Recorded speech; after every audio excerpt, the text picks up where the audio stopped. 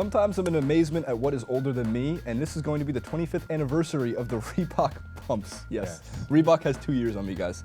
Welcome to the Rundown, everybody. We're joined by Jacques SLADE, Francis Maxwell, Justin Mosier, and Jason RUBIN here. So for the 25th anniversary, everybody remembers the Reebok Pumps. And if you don't, I don't know where you were, because these took over in the 90s and everybody wanted a pair. They had great advertising campaign, they have a great history. I believe we have a graphic of the history of the Reebok Pump. Let's take a look at that real quick and run through that before we get into the 25th anniversary ones. So in 1989, Reebok launches the pump. My God, I was negative 2 years old. 1990, Dominique Wilkins wears the Twilight Zone pump. Neek was the man. 1990, Michael Chang wore the pump. 1991, Dee Brown wins the slam dunk contest, covering his face doing it. 1994, Reebok releases the Insta-Pump technology, and then we'll fast forward multiple years to the Z-Pump being released. So Jacques, we're going to start with you.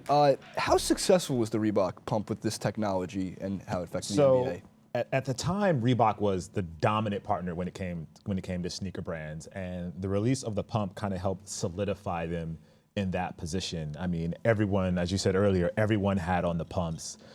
They saw Dominique wear them. They saw how Dominique dunked. Right. And you know, as a kid, you see Dominique dunk, and you see him do the windmills, and then the reverse, and the double pump dunks. And that was because of the pump. Right. So as a kid, that you buy in automatically. And so Reebok was pretty much dominating. Like, they were bigger than Nike, they were bigger than Adidas, than everybody at the time. Right. And this is before really Jordan brand took over. Right. This is, yeah. I mean, Jordan was playing at the time. Jordan started in '84, but this period of time was like Reebok's world. Reebok's world. So that's, to me, unbelievable. Now, there's some big name athletes that wore the pump, not just Dominique Wilkins, who probably is one of the biggest name athletes on that list, but I know we have a graphic of that too. Let's take a look at some of the big name athletes that wore the pump. No one sticks out more than Yao Ming on this list. Just because I wouldn't imagine, Yao Ming, I guess his height, he didn't have hops. He wasn't getting up there. Right. But you look and you go, Shaq wore the pumps, Dee Brown, Allen Iverson, my God. And like, look, for a while when Allen Iverson was playing, I also thought the pumps would give me a crossover like his. Right. No, well, of course not. I think we all did. Of course, Dominique Wilkins, Baron Davis. I remember him rocking them too. Steve Francis, Omar Epps. Is that Omar Epps from like the basketball player or the actor from House? It's the actor. It's the actor from House. Did John Cena wear them in the ring? Is that what? That's pretty cool. That'd be I pretty think cool he did wear if he them did. in the ring. So like, awesome. Right, this is like Dee Brown's shoe. So I know you guys all remember Dee Brown. Well, actually, it wasn't his shoe at first. So he just had a deal with Reebok where they just supplied him with shoes. But he did the dunk in the dunk contest where he stopped like before he did his dunk and he pumped up both of his shoes. Right. And like he even mentions it, like he was like, I just wanted to do something different. And he's like, I thought about, oh, okay, I'm going to pump up my shoes before I do this dunk. And it was like a literally spur of the moment, pumped up his shoes, did the blindfold dunk and dunked it. And I was talking to Paul Litchfield, who's actually the guy who designed the shoe, and he was like, Reebok was like, we have to get him a shoe like right away. And that's how this ended up being his shoe. Right, and what's so funny about that too is that Reebok probably saw that happen, and every ad executive was right. Oh my God. This is the greatest moment of my life. No, the best ad that you've got to get for the Reebok Pumps is get Austin Powers back on it and have him pump up the tongue again until it goes all over his I'm going to face. say Men in Tights is my favorite. Yeah, Dave Chappelle, he stops the fight, he's like, hang on, I got to pump my shoe. Right. And that's the thing. So Reebok Pumps, the shoe has become, I don't want to say second thought to how many references it's been made in pop culture and movies and TV, because it was also mentioned in the movie Accepted with Louis Black. There's a kid sitting in the Foot Locker.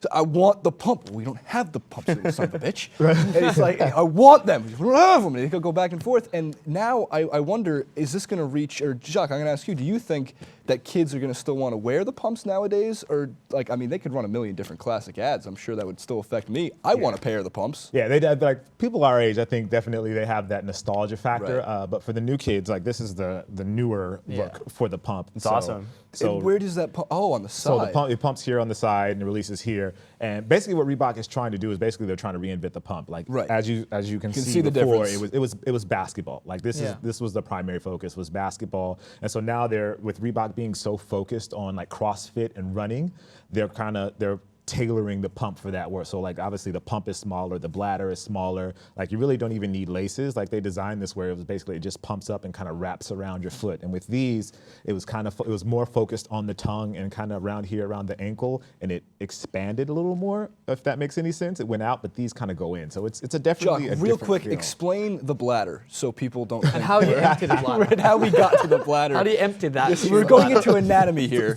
So the way the air is captured is through what's called a bladder, and the bladder it extends from the heel all the way up to right around here. So it kind of catches right before your toes and kind of helps to wrap and push down on your foot to keep you locked in. Yeah. From what I can see about that shoe, I mean, that's got to be a way to try and rival what Nike and Adidas seem to be doing so well. Like Nike with the Roches coming out and the Nike Frees, killing the market in terms of the gym world and CrossFit and running. So they have to do something. And to reinvent the pump in a new and innovative way is a smart marketing strategy, I think. I mean, Reebok is so dominant right now in the CrossFit world. Like they pretty They're much smart. own They CrossFit. adjusted to what was working. To adjust to what Obviously, was Jordan working for Brand them. took over, and Under Armour, even with Steph Curry's shoes now. Yes. The NBA is not a cornered market, but Reebok kind of fell off and had to redefine themselves. Justin, Jock, real quick, Nike means Nike.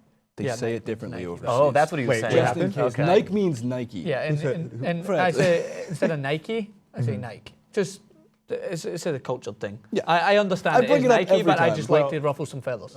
Phil Knight said it's actually Nike. Nike, yeah, I know. I just like to annoy him. Right. I called Okay. it the other day. That's Just. a good. You know, call 'em He's up. annoyed. I can see it. Just annoy the billionaire. It's fine. If Like, I was going to whatever. start calling it Nike, then I'd have to call everything like I'm going to ride my bikey. I'm going, you know what I mean? So do you say like John Ivy? Do you say aluminium? Aluminium? Like, what do you guys say? Aluminum? Yes. Yeah. It's not Of spelled course. that way. If you check if you check the atomic table, it's spelled differently. Okay, well, Aluminium. look, we've gone into Aluminium. anatomy on the Reebok pumps. We've gone into science and chemistry of the Reebok pumps.